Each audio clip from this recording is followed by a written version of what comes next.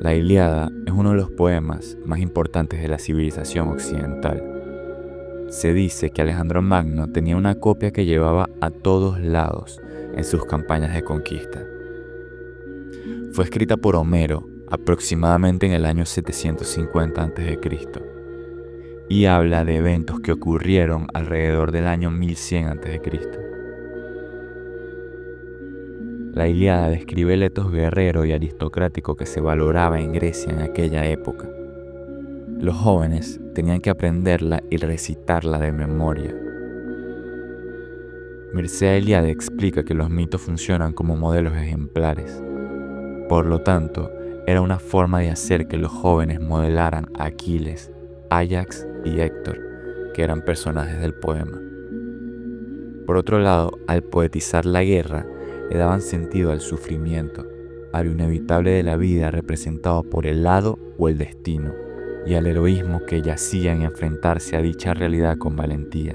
El mito hace que una batalla en la que un guerrero le clava la espada a otro y lo hace desangrarse no sea simple violencia, sino algo sagrado, una imitación de Ares, Apolo o Atenea. De la misma forma, en una sociedad moderna como la nuestra, donde la agresión no tiene que ser usada de forma tan explícita o directa, esto nos serviría para darle sentido a cualquier dificultad que tengamos que enfrentar y que requiera de igual forma que pongamos nuestra agresión en juego. Robert Moore describe 4 arquetipos característicos de la masculinidad madura, los cuales vemos expresarse a través de la Ilíada: el rey, el mago, el guerrero y el amante. Pero sin duda, en este mito, el más predominante es el del guerrero. Todo hombre tiene una cuota de agresión que tiene que saber usar. No puede rechazarla como algo negativo, como la modernidad nos sugiere, porque es esta energía la que nos permite ir hacia la conquista de proyectos, la delineación de límites y la protección de los débiles o valores que consideramos correctos. Además, recordemos lo que dice Nietzsche: en tiempos de paz, el hombre de guerra se vuelve contra sí mismo. Dicho esto, creer que la Ilíada es una apología a la violencia representa una lectura superficial. Por un lado es, en términos nietzscheanos, apolínea, porque es formadora, estructuradora, organizadora de la vida, del carácter, de los valores del guerrero aristocrático. Por otro lado, es dionisiaca, porque hace del dolor y el sufrimiento una realidad ineludible, subyacente a la estructura de la realidad, dándole a su vez un sentido estético, es decir, dotándola de belleza. A nivel humano, la guerra comienza por el rapto de Paris a Helena. Paris es la representación del hombre inmaduro, desbordado por el arquetipo del amante. A nivel ontológico, la razón del conflicto es que Hera, Atenea y Afrodita le preguntan a Paris cuál de ellas es la más bella.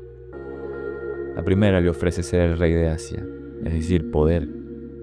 La segunda le ofrece sabiduría e invencibilidad en la guerra, mientras que Afrodita le ofrece el amor de la mujer más bella del mundo, Helena. En otras palabras, Paris elige el camino del arquetipo del amante sobre los otros. Esa decisión define su ethos. Rechaza la responsabilidad del rey, la sabiduría del mago y la accionabilidad del guerrero.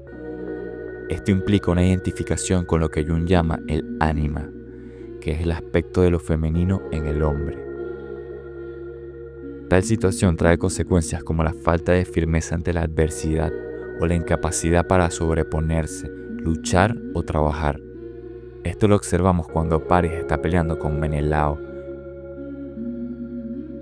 y cuando éste está a punto de matarlo, Afrodita lo rescata y lo lleva a la cama con Helena.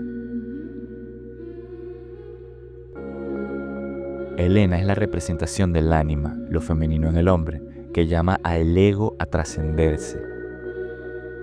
Todo esto nos da una pista sobre el carácter iniciático del poema. Es fundamental para el hombre homérico integrar la energía del guerrero, pero también es necesario integrar el ánima sin dejarnos arrastrar por ella. Paris es completamente devorado por el arquetipo del ánima.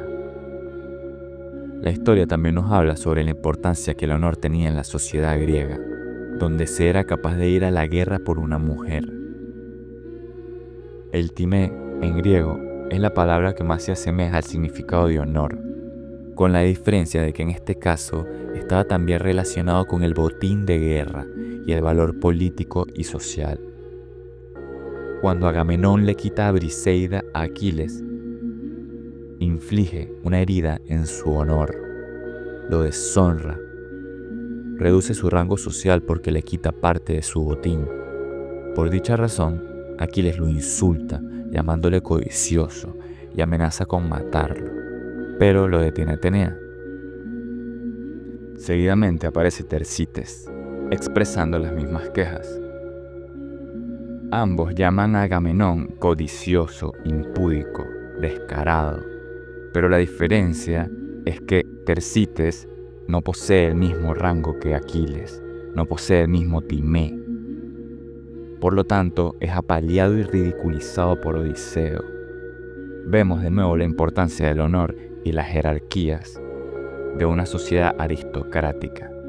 De cualquier forma, el exceso de poder y la falta de respeto de Agamenón es pagado caro, dando a entender que el poderoso no puede serlo sin más, sino que debe de mantener a raya lo que los griegos llamaban ibris. Explica Aristóteles. La ibris consiste en hacer y decir cosas que causan vergüenza a quien las padece, no con el propósito de obtener cosas para uno mismo, sino por placer. Pues los que devuelven el golpe no cometen ibris, sino que se vengan. La causa de placer para los que cometen ibris es que, al maltratar a otros, creen que ellos mismos son superiores. Es decir, ibris implica cometer un agravio contra otro por el simple hecho de hacerlo o querer sentirse superior. En este sentido, Agamenón representa una inflación negativa del arquetipo del rey, lo cual lo convierte en un tirano. Así como el guerrero y el amante se equilibran mutuamente, lo mismo ocurre con el rey y el mago. El mago es la sabiduría, la voz de la razón, la comprensión intuitiva. Agamenón rechaza esta figura cuando ignora el consejo de Néstor, su mano derecha y el viejo sabio, cuando éste le dice que no le quite a Briseida a Aquiles. De igual forma, rechaza al profeta que le dice la razón de la plaga que azota a los griegos. Lo que pasa es que Apolo le manda una plaga al ejército de los griegos porque Agamenón había raptado a la hija de un sacerdote del templo de Apolo. Entonces, ellos le preguntan a un profeta de ellos mismos, que sabe leer las señales de los dioses, que les diga por qué está ocurriendo la plaga. Entonces, él le dice, porque Aquiles le insiste, él tiene miedo de decirlo, pero Aquiles le insiste, le dice que él lo protegerá. Entonces, cuando él da la mala noticia, Agamenón se molesta porque tiene que devolver parte de su botín a su padre, al padre de la chica que había raptado. Entonces ahí es cuando Agamenón decide quitarle a Aquiles su botín, es decir, a Briseida. La sombra del rey, el tirano, se caracteriza por el odio a la vitalidad de los otros. Es devorador, teme que alguien sobresalga por encima de él. Además, es envidioso, quiere todo el honor, todo el dinero, toda la atención para sí. Por eso Agamenón es castigado perdiendo la guerra y viéndose forzado a humillarse ante Aquiles para que éste lo ayude de nuevo. Seguidamente nos encontramos con el valor de la prudencia que se desglosa en dos significados. Por un lado se le adjudica a Néstor por su capacidad para aconsejar y argumentar con elocuencia. Y por otro lado a Odiseo, al que se le adjudica el epíteto de quien a Zeus iguala en prudencia, por su gran inteligencia estratégica o astucia. En griego, a este tipo de prudencia se le llama metis.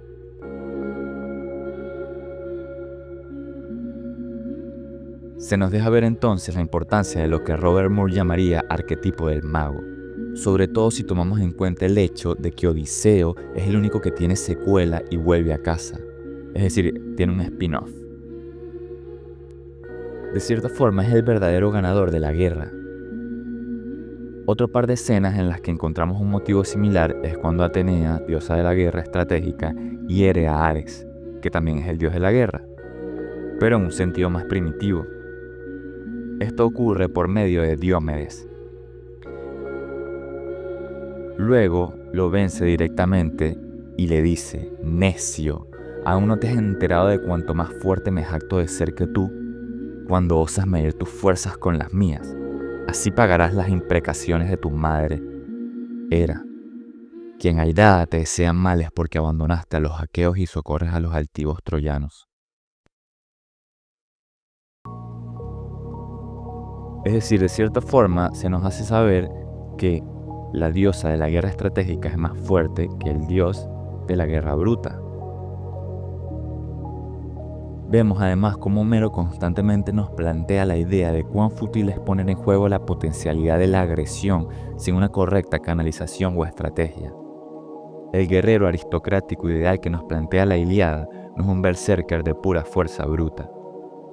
Es refinado, es inteligente y estratégico, es capaz de declamar versos poéticos, es honorable, justo y valiente.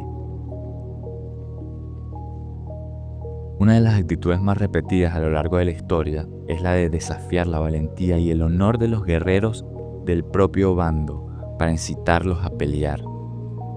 El mejor ejemplo es cuando Áyax le dice a sus compañeros griegos: camaradas, sed hombres, mostrad dignos los corazones, y en el duro combate sentid la vergüenza del miedo. Solo el hombre que siente vergüenza es capaz de salvarse. Los que huyen no alcanzan ni gloria ni ayuda ninguna. Aquí, sed hombres no es una categoría biológica o de género, es existencial. Es decir, estamos hablando de lo que significa ser hombre a nivel ontológico, y esto equivale a no disolverse ante la amenaza, a ser digno. Es decir, a no traicionarse a uno mismo en el momento decisivo.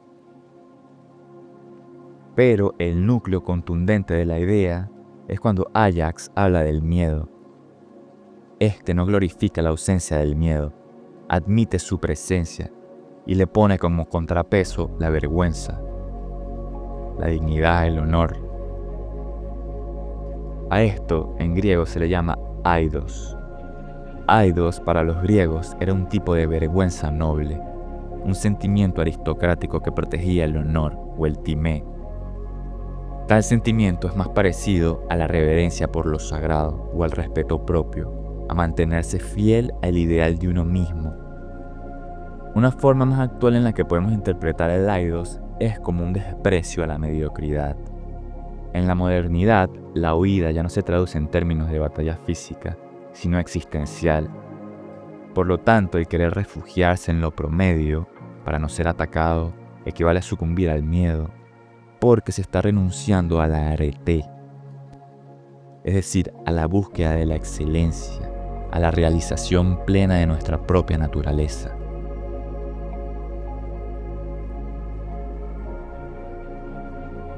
Siguiendo con la estructura ritual del poema, la aceptación del dolor subyace a la brutalidad de toda la obra. Esta es una forma de integración del arquetipo de la sombra, en términos junguianos, y una condición presente en toda iniciación. Así nos lo hace saber Robert Moore.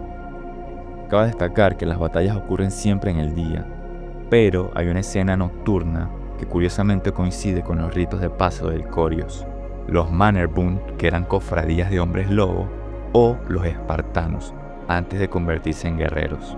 En el canto 10, Odiseo y Diomedes se embarcan en una misión nocturna como espías.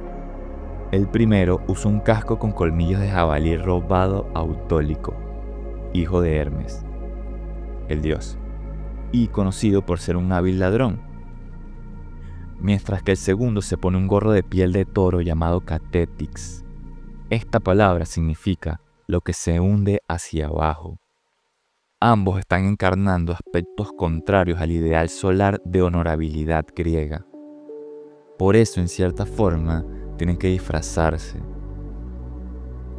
Este elemento parece determinante en la constitución del hombre guerrero homérico, porque los protagonistas de la escena matan a Dolón, otro personaje del bando contrario, y a 12 hombres que estaban durmiendo. Esto es un acto deshonroso y criminal, pero necesario en el contexto de la obra. Por eso usan cascos de animales salvajes, porque se convierten simbólicamente en mitad animal. Retornan a un estado primitivo. Todo hombre necesita recuperar esta energía salvaje en sí mismo. No es casualidad que Odiseo y Diomedes sobrevivan a la guerra y tengan largas vidas. Otra de las ideas centrales de la Ilíada es la del valor de la amistad y la lealtad. Aquiles vuelve a la guerra porque Héctor mató a su mejor amigo y primo. Esto último no se dice de forma explícita en la historia, pero basta con analizar la genealogía de ambos para darse cuenta que los dos tienen a Zeus y a la ninfa Egina como abuelos. Por lo tanto, hay un elemento tanto sanguíneo como de amistad.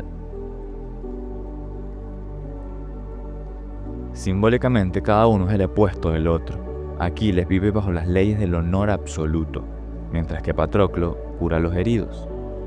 Cuando éste muere, todos lo lamentan. Zeus, Agamenón, incluso los caballos mágicos de Aquiles y Briseida lloran. Se refieren a él como el más gentil, amable y bondadoso.